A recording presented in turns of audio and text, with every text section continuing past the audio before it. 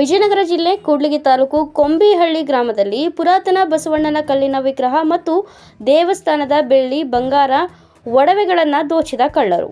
ಬಸವಣ್ಣನ ಕಲ್ಲಿನ ವಿಗ್ರಹದಲ್ಲಿ ವಜ್ರಗಳು ಇದ್ದಾವೆ ಅಂತ ಹಿಂದಿನ ಕಾಲದಿಂದಲೂ ಹಿರಿಯರು ಹೇಳುತ್ತಿದ್ದರು. ಈ ಬಸವಣ್ಣನ ವಿಗ್ರಹವನ್ನು ಕಳ್ಳತನ ಮಾಡುವುದಕ್ಕೆ ಸಾಕಷ್ಟು ಕಳ್ಳರು ಈ ಹಿಂದೆ ಪ್ರಯತ್ನ ಪಟ್ಟಿದ್ದರು.